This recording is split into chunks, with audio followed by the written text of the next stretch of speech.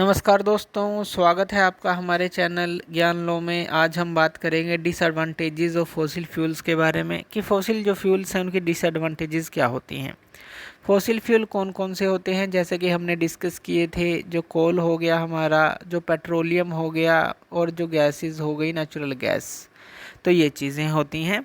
अब इनके डिसएडवांटेजेस क्या हैं। एडवांटेजेस तो हमने बहुत देख ली इनकी कि इलेक्ट्रिसिटी हम बना सकते हैं, अच्छे फ्यूल हैं, कैलोरीफिक वैल्यू ज़्यादा हैं, तो इस तरह की सारी चीज़ें।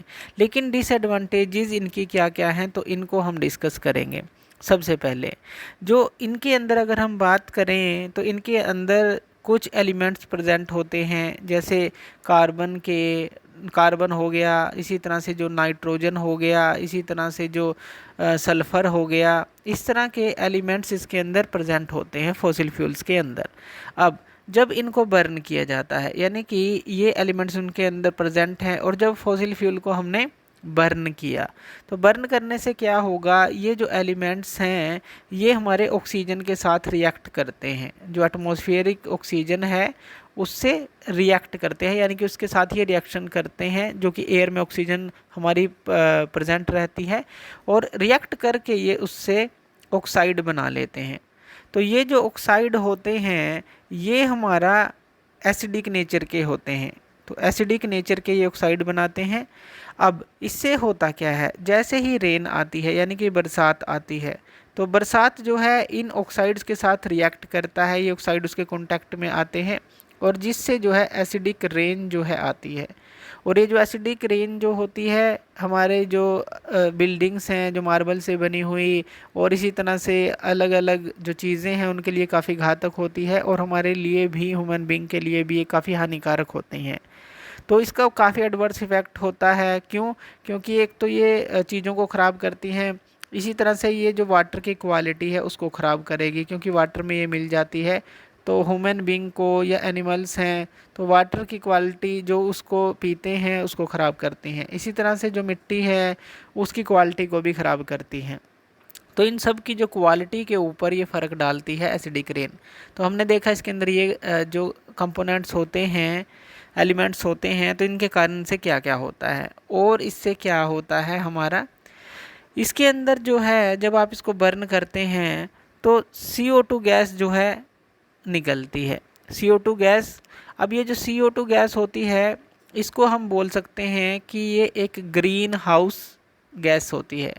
ग्रीन हाउस गैस क्या होती है, जो कि एटमॉस्फेयर को वार्म करती है, गर्म करती चली जाती है एटमॉस्फेयर को। और एटमॉस्फेयर को वार्म करने से क्या होता है, जो ग्लोबल वार्मिंग है वो बढ़ती है, यानी कि एटमॉस्फेयर का टेम्परेचर बढ़ता चला जाता है, जिससे क्या है कि जो बड़े बड़े ग्लेशियर है पिघलते हैं, बाढ़ का खतरा पैदा होता है, और एटमॉस्फेयर के अंदर जो गर्मी है बढ़ती चली जाती है। हर चीज़ के लिए ये नुकसानदायक होती है। तो CO2 जो है वो प्रोड्यूस होती है, जो कि काफ़ी हानिकारक होती है। इसी तरह से CO2 की तरह CO भी प्रोड्यूस होती है, कार्बन मोनोऑक्साइड इसको हम बोलते हैं, और ये एक टॉक्सिक गैस होती है। टॉक्सिक गैस जो कि पॉइजनस गैस भी आप इसको बोलते हैं, तो ये भी प्रोड्यूस होती है, ये भी सभी के लिए हानिकारक होती है। अब देखिए जो फॉसिल फ्यूल है इससे जो है हमारा जलाने से CO2 प्रोड्यूस हुआ, CO प्रोड्यूस हुआ, तो इससे जो है पोल्यूशन भी होता है। तो पोल्यूशन जो है वो बढ़ता चला जाता है, पोल्यूशन का स्तर भी बढ़ता चला जाता है, और जो हार्मफुल सब्सटेंसेस हैं जो कि हमारे इसके कंबशन से एटमॉस्फेयर में जो ट्रैप हो जाते हैं एक तरह से, तो वो भी जो है पोल्यूशन को बढ़ाते हैं और एयर की क्वालिटी को ख़राब करते हैं।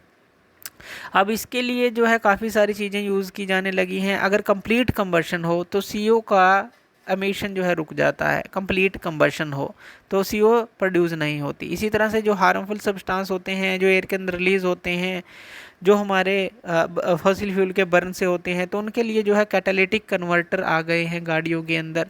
तो कैटालिटिक कन्वर्टर का यूज़ किया जाता है, तो ये जो है उनको ट्रैप कर लेते हैं और एटमॉस्फेयर में नहीं जाने देते, जो व्हीकल के अंदर यूज़ किए जाते हैं।